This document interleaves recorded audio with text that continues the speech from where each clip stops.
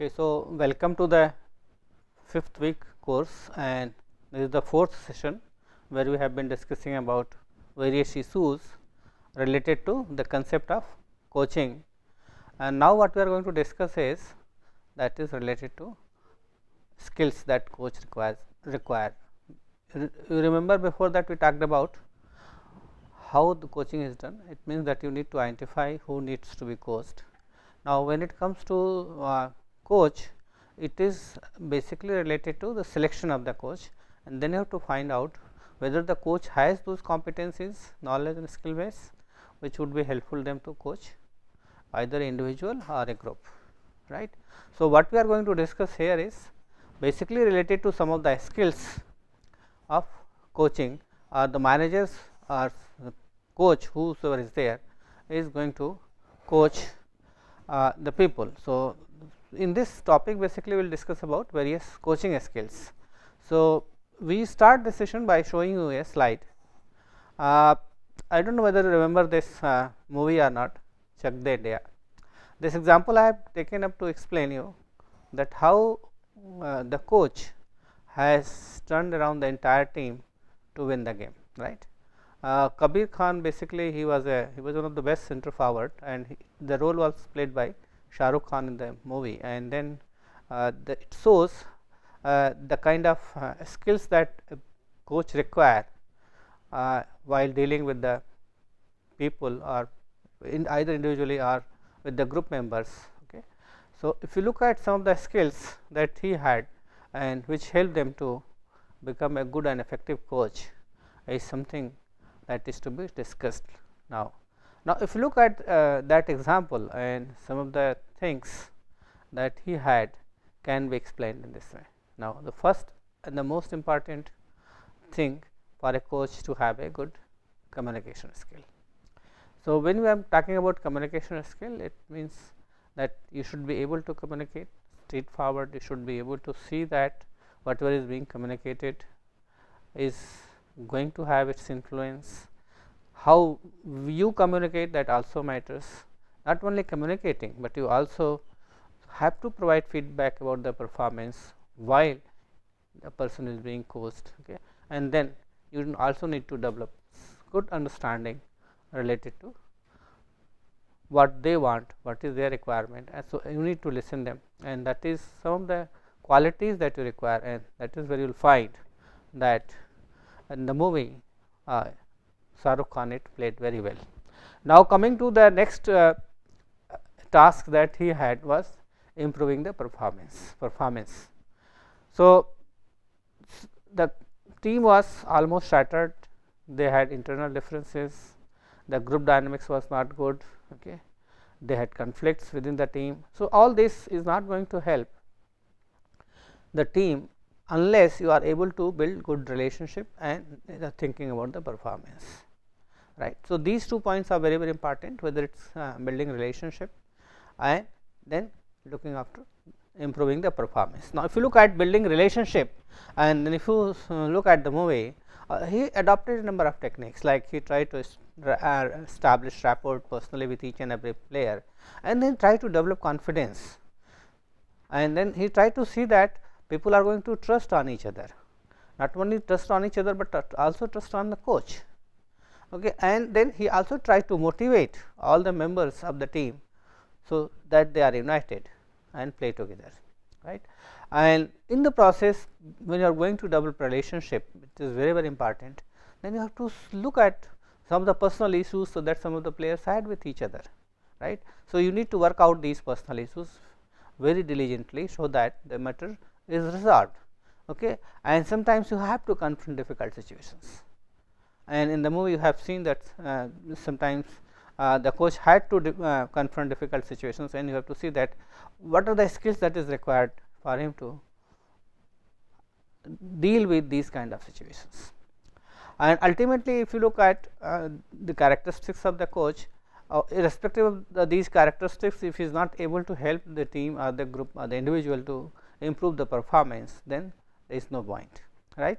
So, performance improvement is the main agenda, for which you are going to build relationship, for which you are going to have good communication skills, right. So, when it comes to improving performance of the people or those who are going to be coached, you set the goals, performance goal that is to be achieved, and then you see that what kind of improvement is possible. So, if that is not possible, then what will happen? It is not because if you are not able to work it out, then it becomes very difficult, and then it not only become difficult, but you have to see that how it can be done. So, the major issue is that once you set the goal, you are going to coach them to see that they are able to improve their performance, and if they are able to improve their performance, the next task is that you are going to reward them. Okay. It could be financial, it could be non-financial, like appreciating, encouraging team members. Okay. That is also a kind of reward. Okay. And then if they are able to meet the goal, then you are going to reward them. Okay. So, if the team is not able to perform, some people are not able to play well, then you have to deal with the failures. Sometimes you will find that some of the members have not been able to take up the task up to the standard, then you have to see that what needs to be done. Yes, when you are going to play, failure is sometimes inevitable, right. So, you have to see that how you can use this to change your strategy, so that next time when you are going to play or next time when you are going to perform, you are going to do it in a better way. And this setting up the goals, linking it with the rewards, okay, dealing with the failures, while you are going to take up all these strategies to see that performance improvement happens, the most important thing is that you look at each and every one and see what are the strengths and weaknesses. So, that is one thing that you have to look at, and then you need to see it that once you are going to assess the strengths and weaknesses, you further see that the strengths become much more stronger and the people are able to overcome their weaknesses. It is not that you are going to concentrate or focus only on weaknesses to improve the performance. While that is important to see that weaknesses are overcome by the people, but at the same time you also need to see that they are able to further strengthen their strengths, right. So, with this you can see that once all this is done, then you are going to see that the people are going to perform, right. So, execution happens, it means that they are going to perform the job or they are going to play the game, and while playing you are going to see that what is happening, and in between that also you are going to give feedback as and when it is required, so that they are able to do their job effectively, and then you have to monitor it regularly, so that they are able to do it very well. So, what actually I wanted to tell you that these are some of the characteristics which is required by a coach to be effective, and if these characteristics or skills are there, then probably the coach is going to be very successful in performing his job effectively. Now, if you look at the coach as a skill builder, right. So, the major responsibility of the coach is to ensure that people develop those skills which is required for them to perform their job effectively. Now, if you look at this picture, you will find that at the center of this is a skill building session. It means that when you are going to coach some, you are going to give your time, resources to ensure that people are able to learn through it, right. And that is where you are going to see that there are number of points in the inner circle, okay, that is you are going to have the strategic alignment. It means that you are going to link the goals of the individual with the goals of the department, units or the organization, so that whenever he contributes, it is going to help in improving the performance of the organization. Then you are going to framing what? Framing norms, rules, okay, goals and objectives that is to be achieved by the team or the group, right. So, because if framing is not done, then you cannot proceed further. Then thought provocation. What is thought provocation? It means then think through it that how we are going to achieve it. Okay, and then there is going to be a kind of sales and service conversation. Means okay, this is what you want, I will provide you. Okay, so it means that the coach is there to serve you as and when it is required, but you have to demand it.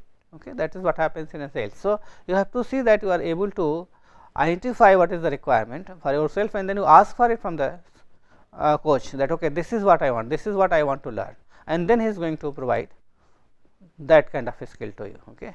And then if he is going to do that, then ultimately you are going to see that how it is happening. Okay. And then you are trying to internalize those things, that is you will learn it, okay, so that you can achieve it, right. Now, if you look at the outer circle, you will find certain things which basically helps you, like sales and service related to what you call conversations between the coach and the coachees, thought provocations related to observations, thinking through it so that it happens. Okay. Framing and this little bit of thought provocation also deals with feedback. Okay. So that you provide feedback about what is happening, how it is going to be there, and then ultimately you are going to see that how this execution is happening, and that is related to what you call viewing and learning. And acknowledgement is basically nothing else but recognizing. Okay. Recognizing the importance. So, it starts with awareness of the activity focus, because coach has to focus on what is to be learned. Then he has to see that what are the strengths and weaknesses of the people, whether it is aligned with the goals and objectives. Then he is going to frame certain rules and regulations. People are then he is going to observe it. So, he is going to allow them to think about it, and then the conversation goes on, and ultimately he is going to observe and perform, so that it happens. So, these are some of the skills that is to be developed by the coach in order to effectively perform on the job that is given to him. Now, look at this. So, from that is what we have derived here is 5 major skills which we will discuss now, which is very important, that is facilitating. Okay. The role of the coach is to facilitate learning, and that he does how? He is going to demo it, he is going to tell you how to do it, he is going to personally involve, okay, and participate in the process, so that you learn.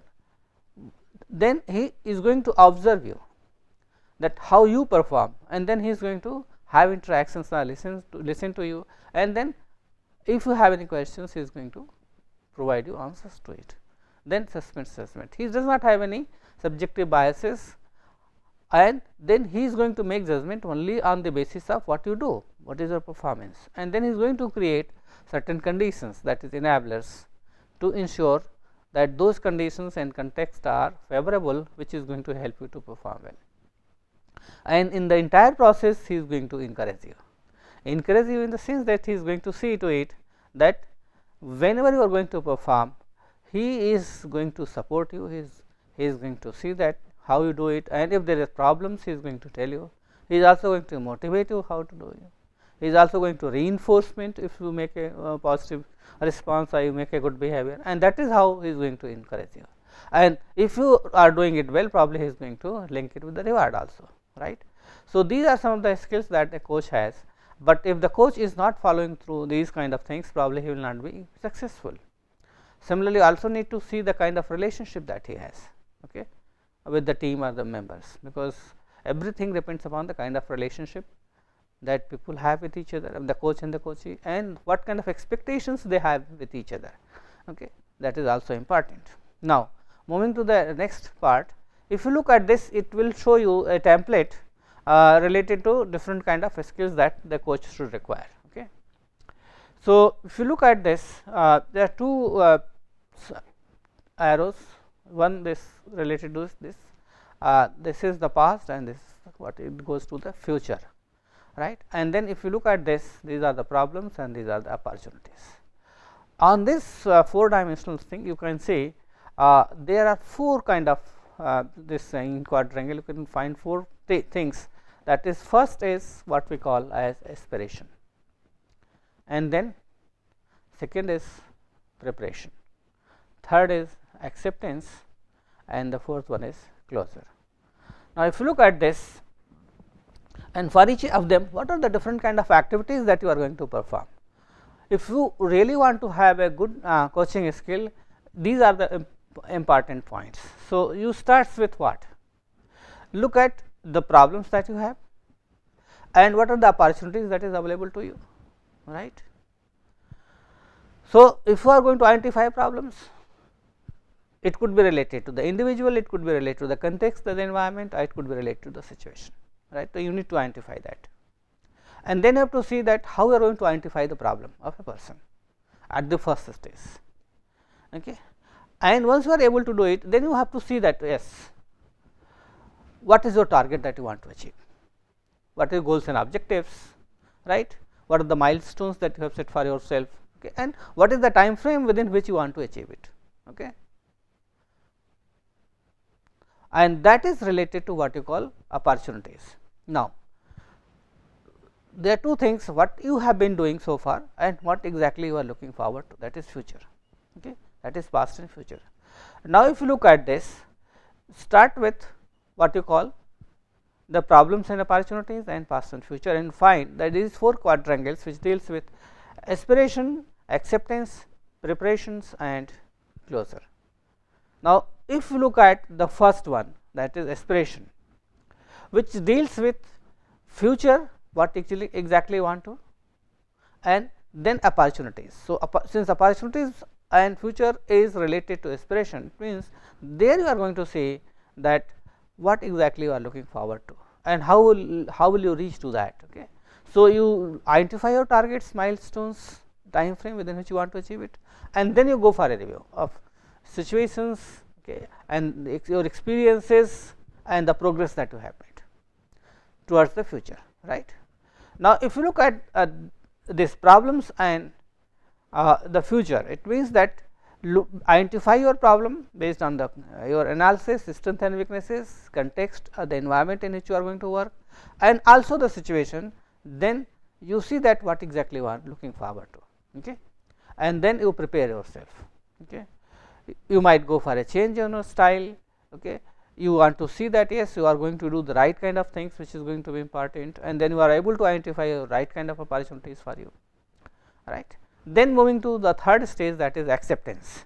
Now, if you look at acceptance is related to past and opportunities. What does it mean? It means you accept yes that there is a problem, okay, related to your past, but you are going to explore the opportunities. So, once you accept it, you are going for reframing the things. It means you are going to change certain things so that you can explore those opportunities. You looking at the problems, you are going to see that what you can do, okay, what you have and what you want to achieve. So, you need to identify the gap in the performance, then you are going to see that how you are going to take it up. Okay.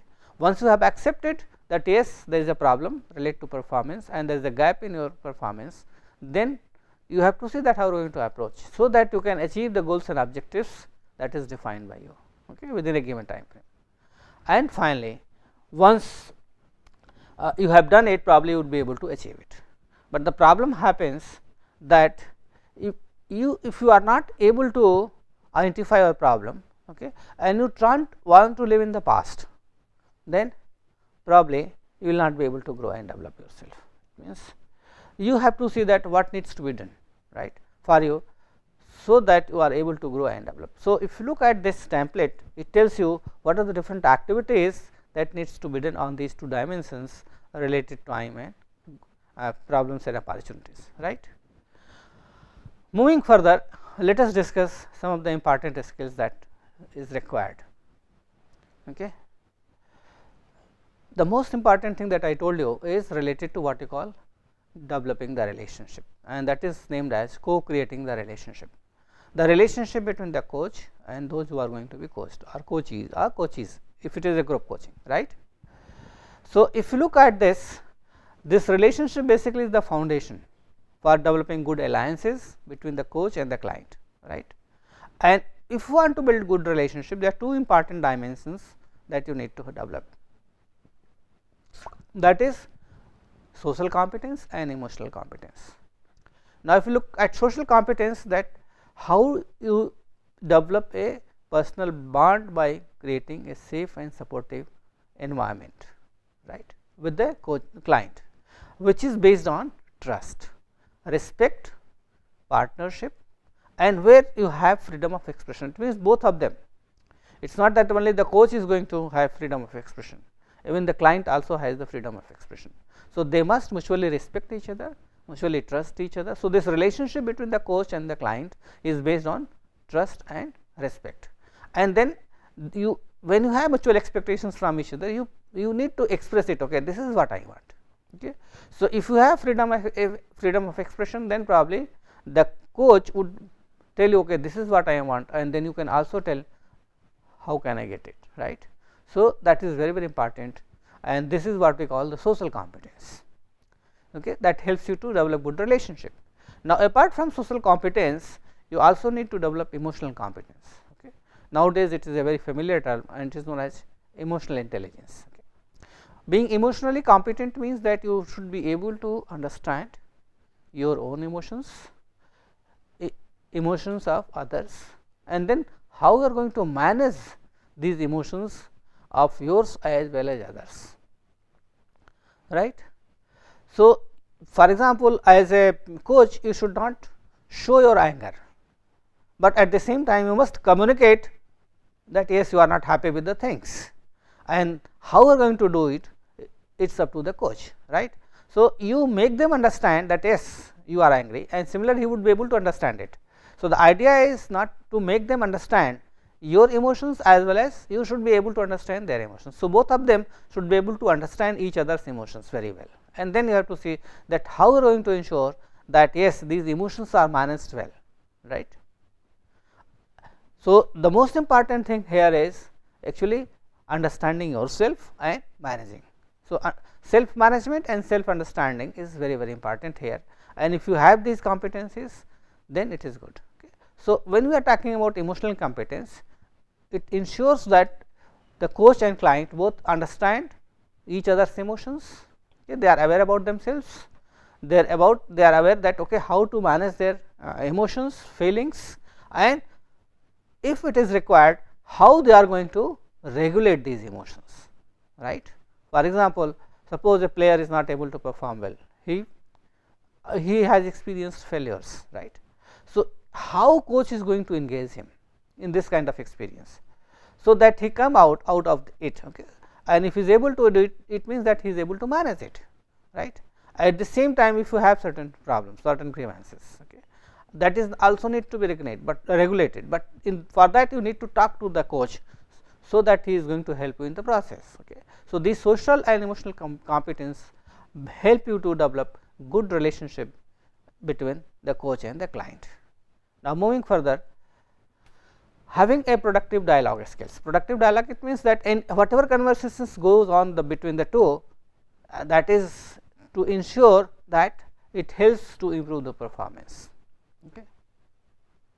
So, the description here is that yes, you depicts interaction focused on meaning making. It means that you do something that makes sense, okay, about which, and you also help clients or coaches to make them aware about what they are doing and how they are going to ensure that whatever they are going to do is going to help to improve their performance, right.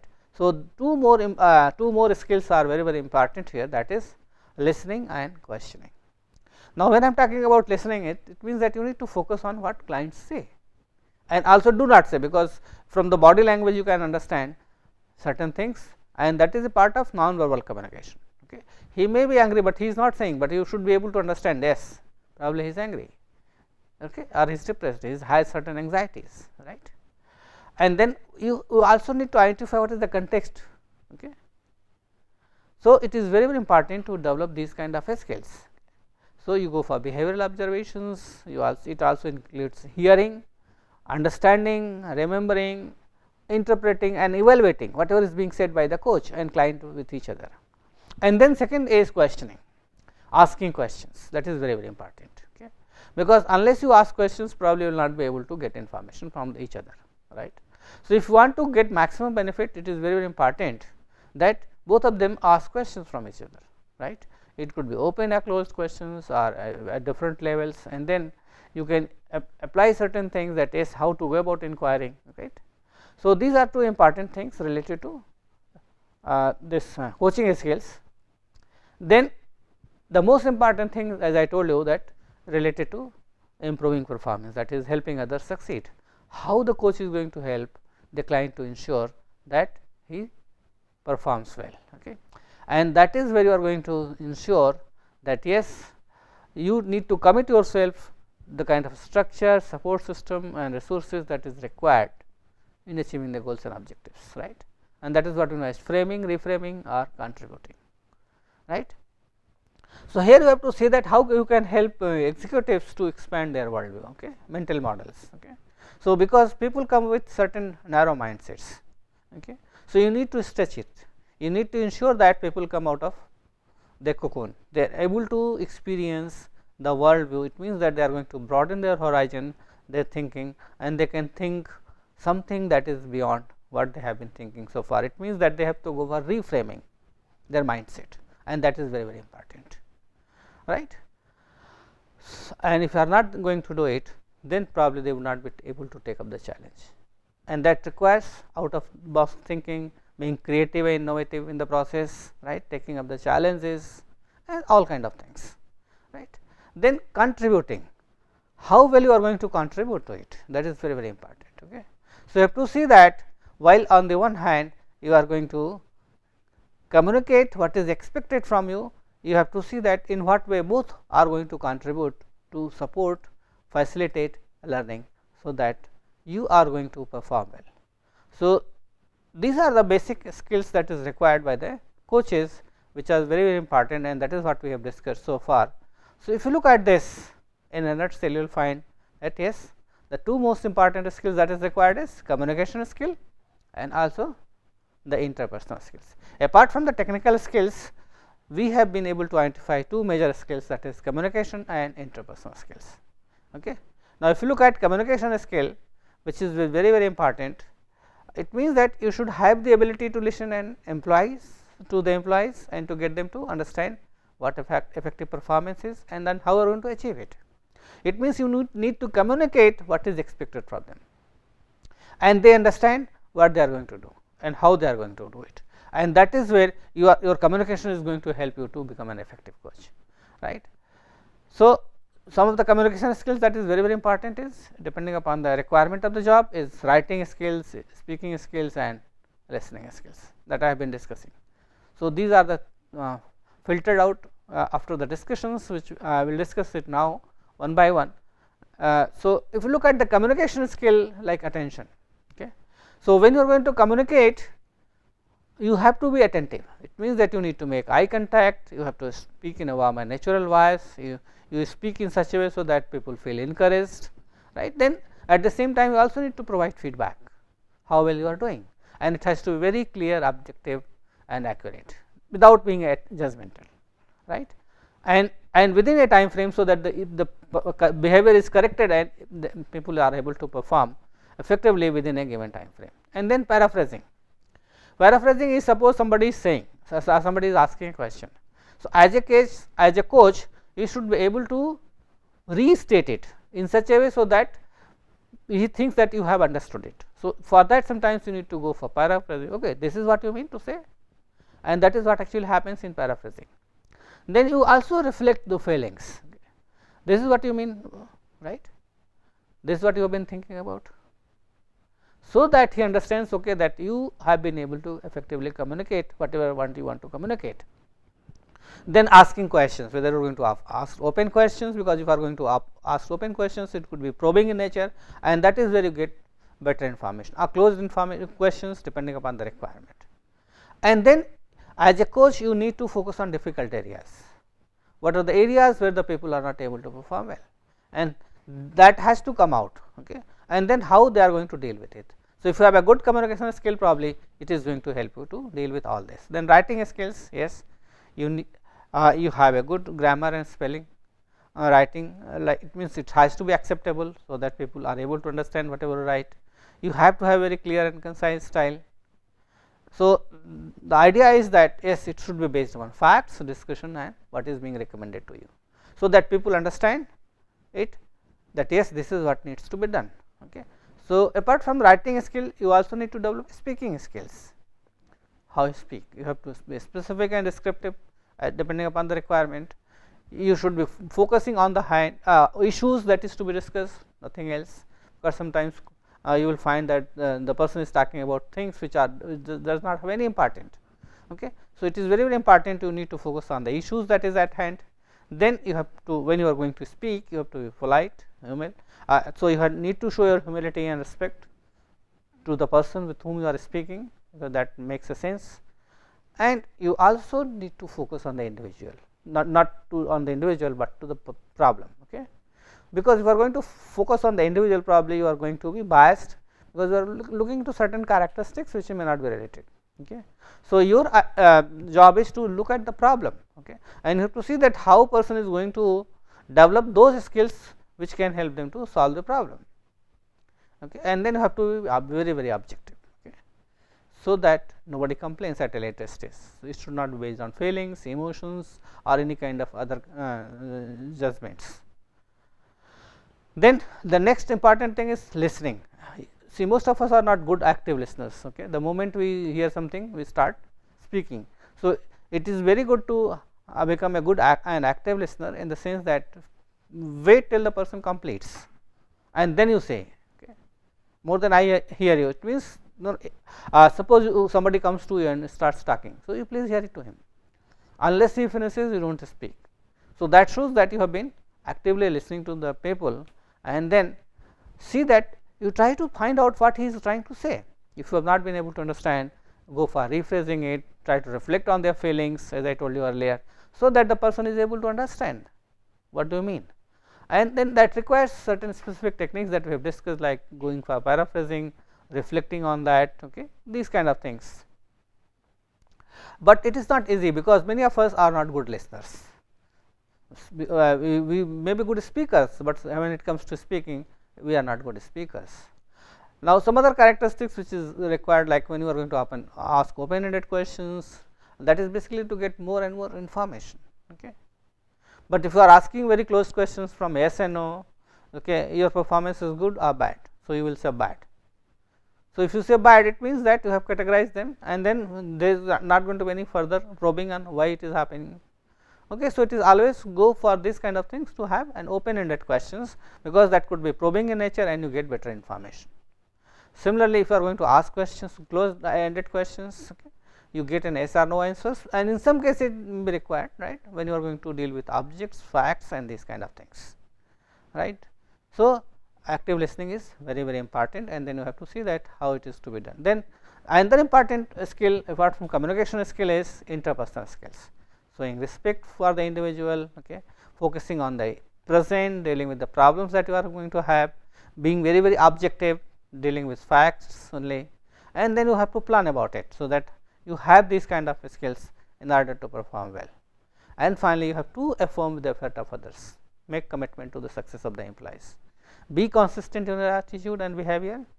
You need to develop your relationship built on trust, as I told you, and you need to demonstrate commitment and respect for others. So ultimately, the most important thing that is required from a coach is his integrity, and if you have this integrity, everything works out fine with you. Thank you very much.